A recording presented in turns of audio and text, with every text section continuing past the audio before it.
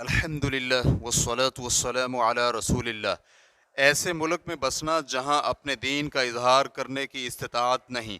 سوال کیا گیا ہے، غیر اسلامی ملک میں بسنے اور اسلامی تعلیمات کا اہتمام کرنے والے مسلمان شخص پر کیا واجب ہوتا ہے جہاں اس پر داڑھی منڈوانا لازمی ہو اور نماز کی ادائیگی نہیں کرنے دی جاتی اور کھلے عام معاصی کرنے کا حکم دیا جاتا ہے، اور کیا وہ اپنے اہل و عیال اور مال کو ترک کر دے تو یہ ہجرت شمار ہوگی؟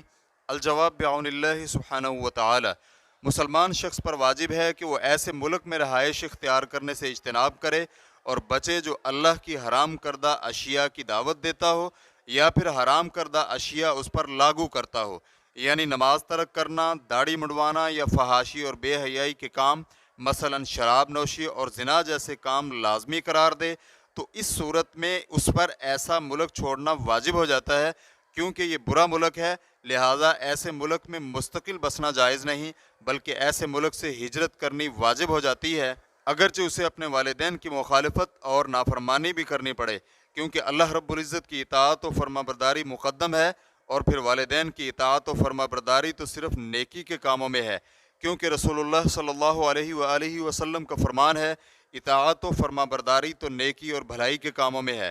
اور ایک حدیث میں فرمان نبوی ہے، خالق کی نافرمانی میں کسی مخلوق کی اطاعت و فرما برداری نہیں۔ لہٰذا ہر وہ ملک جس میں دین کا اظہار نہ ہو سکے یا اس میں بسنے والے پر گناہ کا جبر کیا جاتا ہو تو وہاں سے ہجرت کرنا واجب ہو جاتا ہے۔ ریفرنس کے لیے دیکھیے مجموع فتاوی و مقالات متنوعہ للشیخ عبدالعزیز بن باز رحمہ اللہ، جلد نمبر 8 صفحہ نمبر 278۔ واللہ تعالی اعلم۔ اسلام کیو اے ریکارڈنگز، مؤسسۃ الشیخ محمد صالح المنجد، المملکۃ العربیۃ السعودیہ، فتویٰ نمبر 10338۔ والسلام علیکم ورحمۃ اللہ وبرکاتہ۔